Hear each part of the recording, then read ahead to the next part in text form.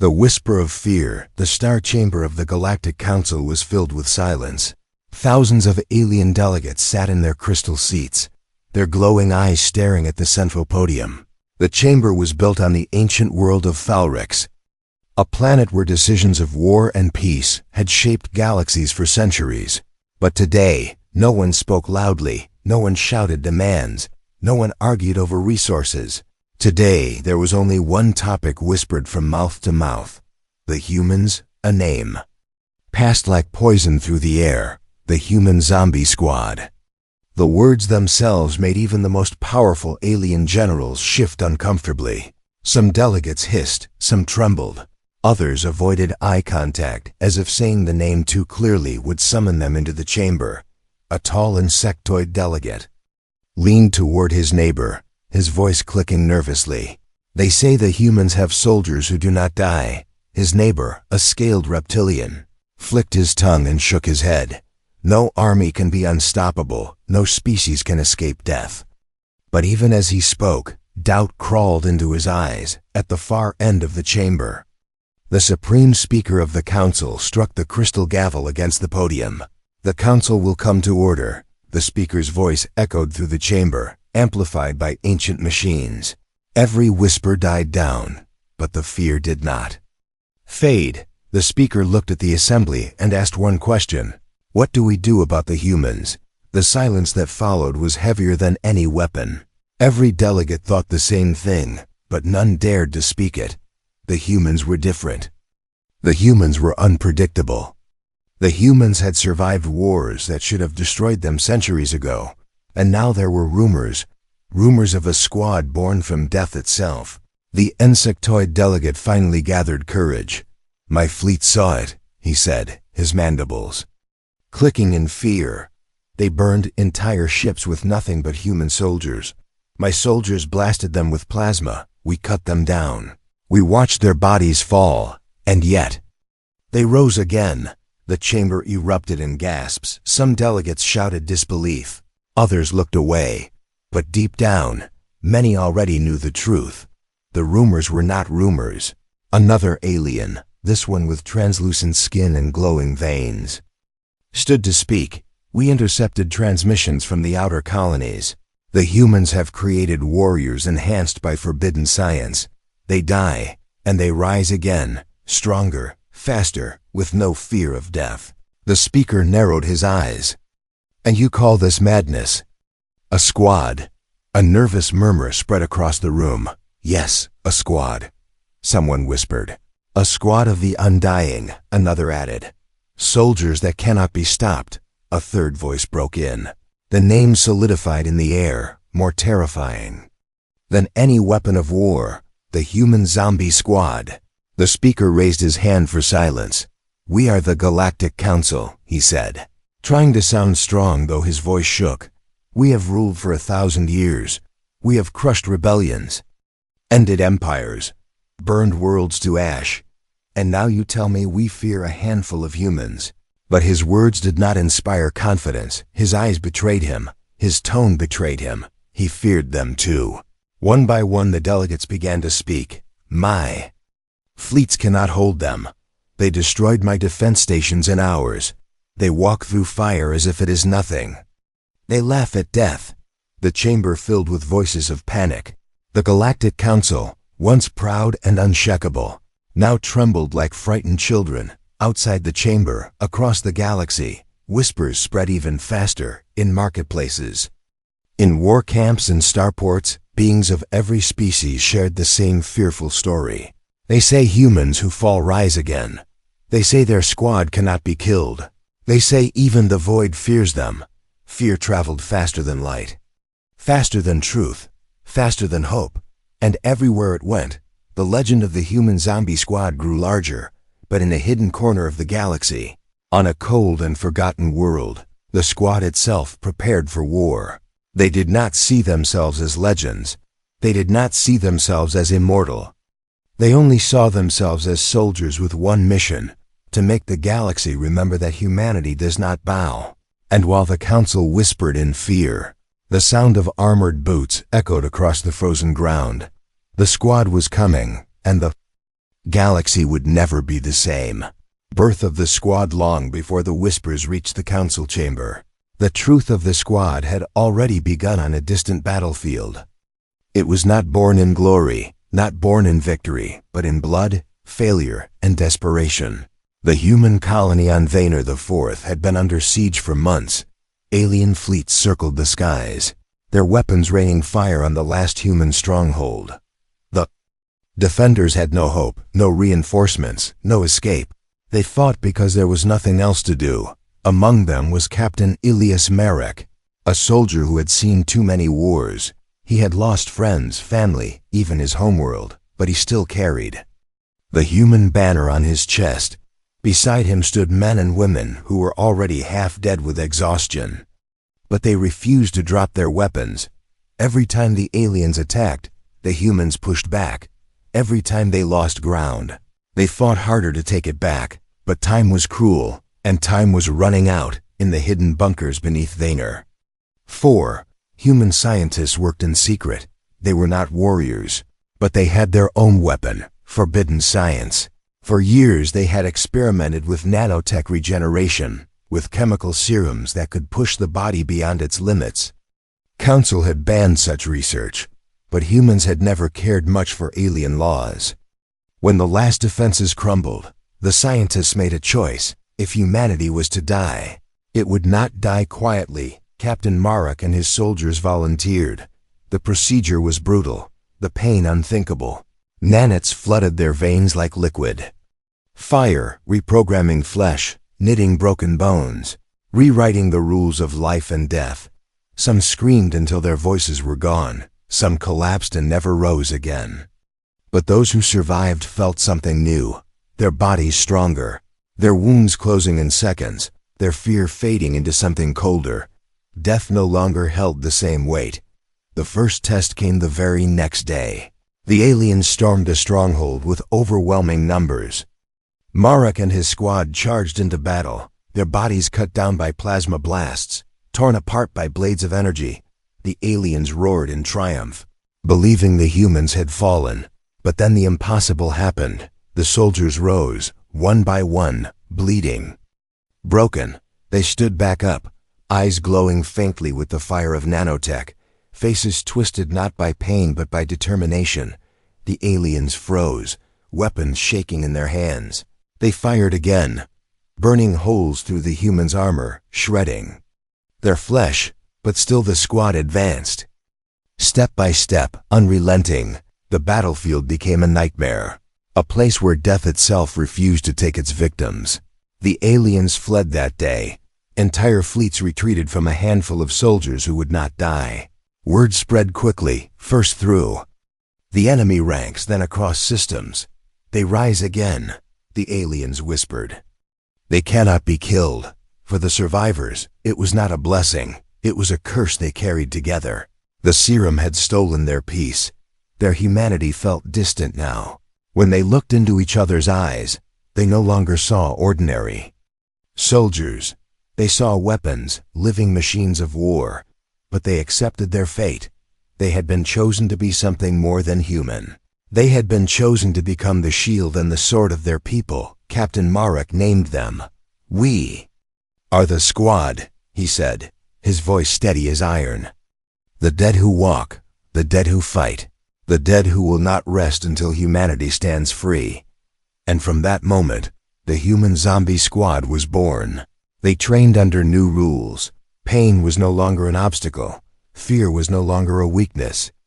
They learned to use their new strength, their endurance, their unnatural recovery. Every fall was another lesson, every wound another reminder that nothing could stop them now. The galaxy had never seen warriors like these when the council's spies finally reported their existence. It was already too late. The squad had left Vaynor IV. Moving from one colony to another, everywhere they went, human banners rose higher.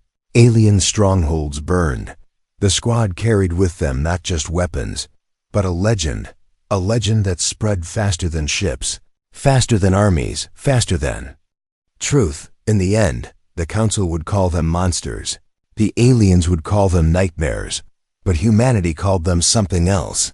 They called them hope, and while the galaxy whispered in fear, the squad marched in silence, not for glory, not for revenge, but for the promise that humanity would never bow again. And in the cold silence between stars, the sound of their boots was like the beating of a war drum, a drum that promised the galaxy had not yet seen the full power of mankind. First contact with the Council. The Galactic Council had always believed itself untouchable. Its fleets were vast, its weapons unmatched, its rules carved into the stars like laws of nature. No rebellion had ever reached its heart, no army had ever dared step so close to its throne.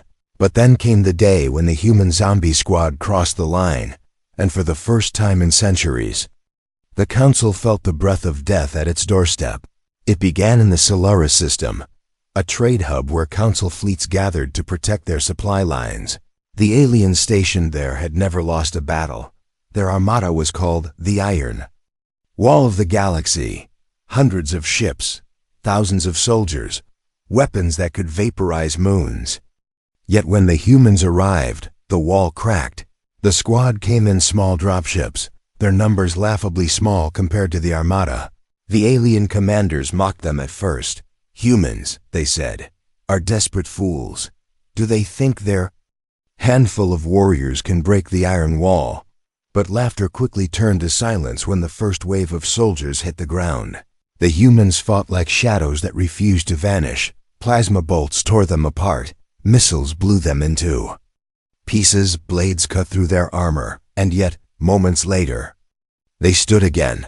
Burned flesh healed, shattered bones fused, bleeding wounds sealed as if time itself bent for them. The aliens panicked, their formations breaking, their voices screaming through channels. They will not die, they cried. They will not stay down. Captain Ilias Marek led from the front. His armor cracked, his face marked with scars that never had time to heal. Each time he fell, he rose with more fury, more strength. His voice roared through the battlefield. Forward, humanity does not bow. His squad echoed the words. And their enemies felt the weight of something greater than war. They felt the weight of a species that refused extinction. Within hours, the Iron Wall was rubble. Ships that had guarded the Council's pride for centuries now floated as burning wrecks in orbit. The few survivors fled, spreading wild stories that grew with every retelling. By the time the Council received word, the name of the human zombie squad had become more than fear. It had become prophecy. An emergency meeting was called in the high chamber of Thalrix. The delegates gathered, their faces tense, their voices low. For the first time in living memory, the Council admitted the unthinkable. They had been defeated, not by fleets, not by empires, but by a single squad of humans. Holograms filled the chamber, displaying the Battle of Solaris in brutal detail. The delegates watched as humans fell, rose, and charged again, watched as alien ships were boarded by soldiers who refused to die, watched as an armada dissolved into chaos. The silence in the chamber was thick, broken only by the whispers. Impossible, unnatural, unstoppable. The Speaker of the Council stood, his voice sharp but trembling underneath. This is not an army, this is an abomination. He said, no living being should walk through death without end. He turned to the delegates, his eyes burning with anger and fear. If humanity has created such monsters, then we face not just war, but extinction of order itself. But there was more. The Council's spies reported that the squad was not moving randomly. They had purpose. They had direction. Every colony they struck was one that had once belonged to humans. Every fortress they destroyed was one that had enslaved or exploited mankind. They were not conquerors, they were liberators, and this made them even more dangerous. The chamber erupted in chaos. Some demanded the use of forbidden weapons, weapons that could erase entire planets. Others argued that such destruction would spark rebellion among other species. Whispers of fear spread again. If the humans cannot die, then nothing can stop them. If they reach Thalrix, the Council will fall. While the Council argued, the squad pressed forward, world by world, system by system. They moved closer to the heart of power. To the people of the galaxy, they became something more than soldiers. They became a symbol. A reminder that the Council was not immortal, that its iron grip could be broken. Some alien slaves whispered prayers to the humans, believing them to be spirits of vengeance. Others began to rise up, emboldened by the legend of the Undying Squad. And yet, to the Squad themselves, it was simpler than all the myths. They were not ghosts, not gods, not monsters. They were soldiers, bound by blood and pain, carrying the weight of every fallen human behind them. For them, it was not legend. It was duty. And as they prepared their next strike, the words of Captain Marek echoed through their ranks. "We are not here to terrify. We are here to remind the galaxy that humanity survives." And somewhere deep in the Council's grand chamber, where shadows stretched long and whispers grew dark, one truth settled heavy in every heart: the human zombie squad was coming, and when they arrived, the galaxy would never again belong to the Council. The unstoppable advance. The fall of Solaris was only the beginning. The galaxy had seen battles before. It had seen wars that spanned centuries.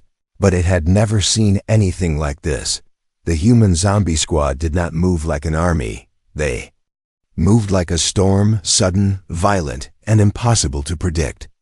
They struck one system, vanished into the void, and then appeared in another.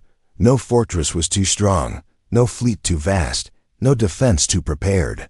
Wherever they marched, the outcome was the same: the Council lost on the desert world of Cathar. Alien overseers laughed when they heard rumors of humans.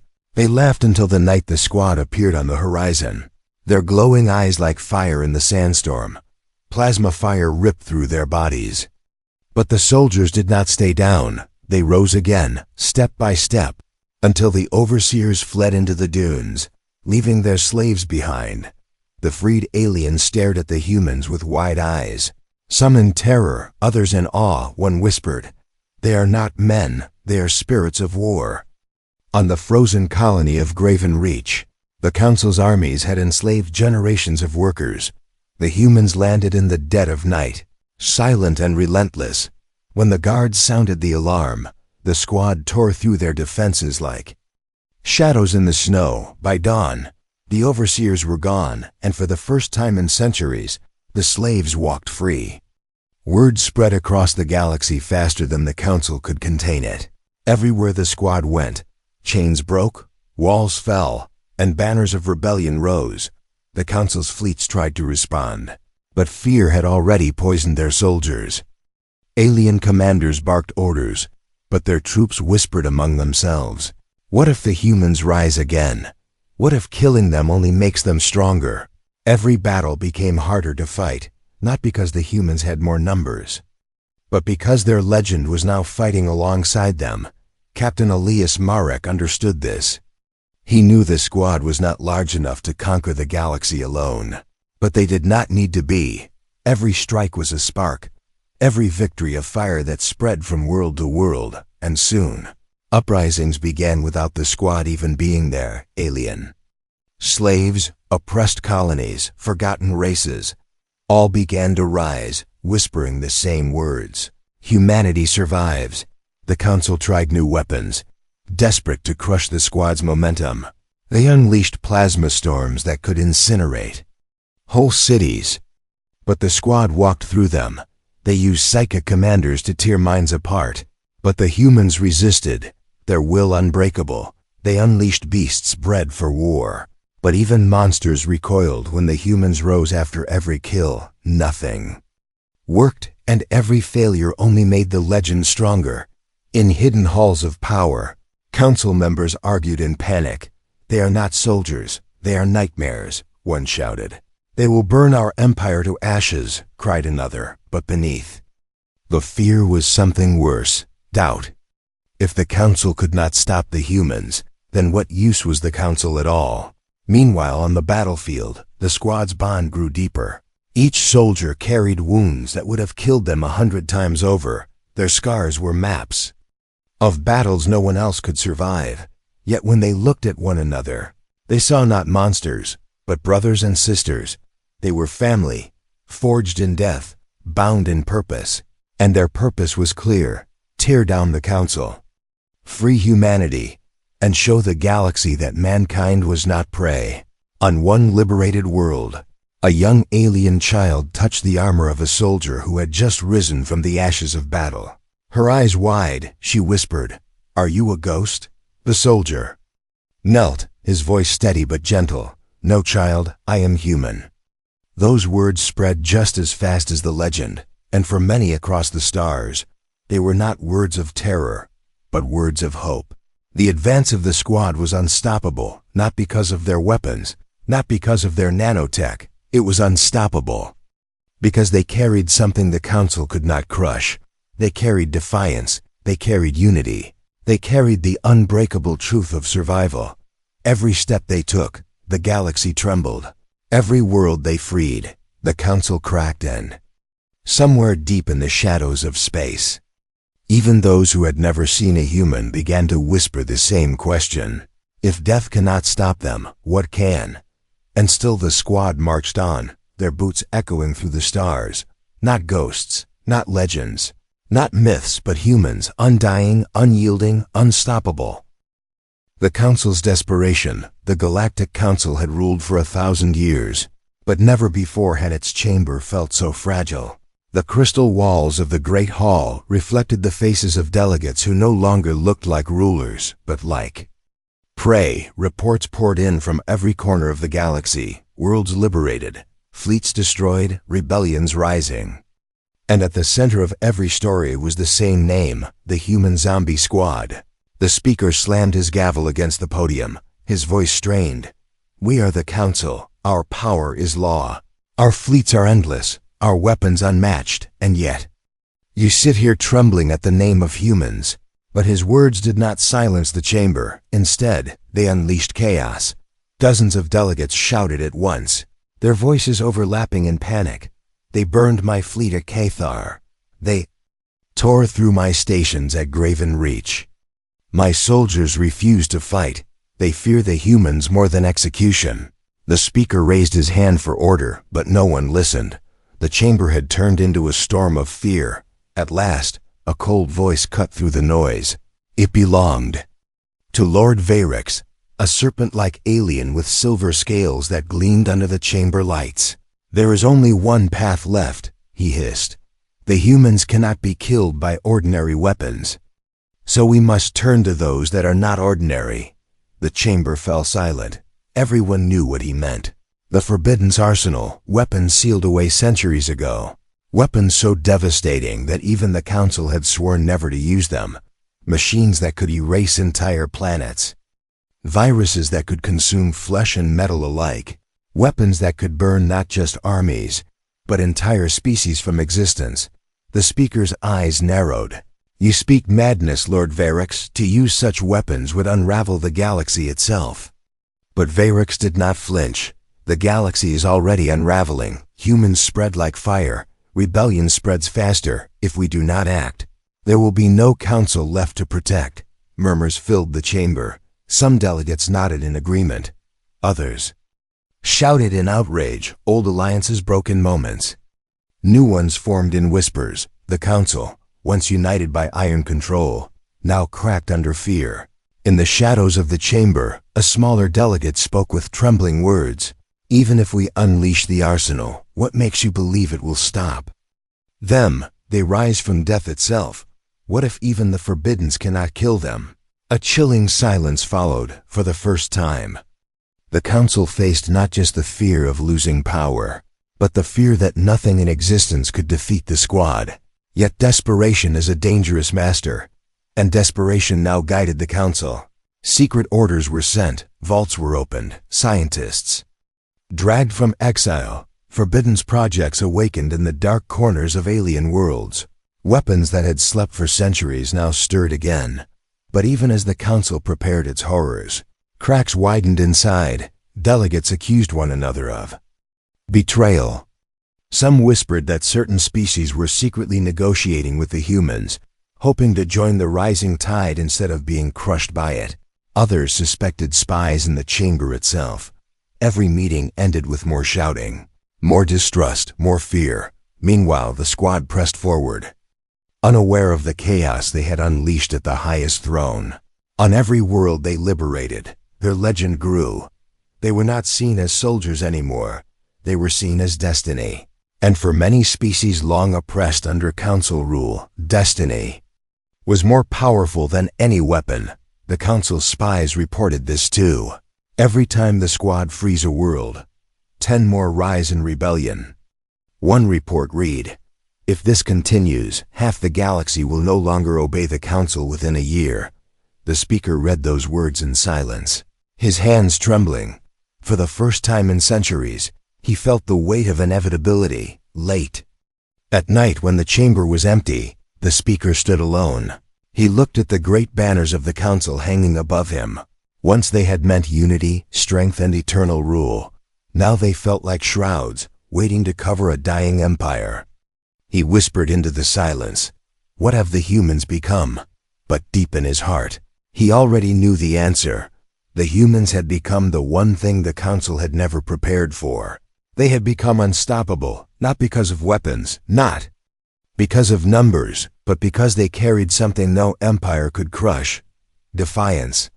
The council could not command defiance, it could not enslave it, it could not kill it. And now that defiance marched on armored boots through the stars, the council prepared its forbidden weapons.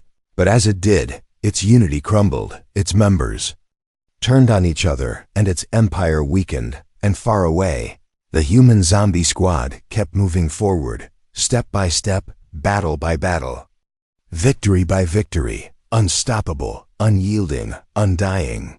The turning point. The forbidden weapons had been unleashed, but they did not save the council. On the world of Nirax Prime, entire continents were drowned in oceans of fire, yet the squad marched through the flames, their bodies scarred but unbroken. On the icy moons of Drather, a viral storm consumed everything in its path, melting flesh and steel alike, yet the humans endured, their nanotech burning the plague from their blood. The council had gambled everything, and still it failed. But the worst wound to the council was not on the battlefield. It was in the minds of its people. For centuries, the council had ruled with fear. Fear of its fleets, fear of its weapons, fear of its punishments. Now, for the first time, the galaxy feared something else more. They feared the human zombie squad, and in that fear, they found courage. If even death could not stop the humans, why should anyone bow to the council? Rebellions erupted across the stars like wildfires. Slave camps rose against their masters. Colonies declared independence. Fleets once loyal to the council turned their guns on their overseers. Everywhere, voices shouted the same words. Humanity survives.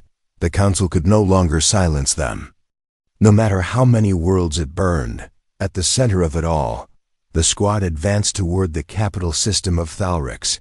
Each battle drew them closer. Each step cracked the foundation of an empire built on fear.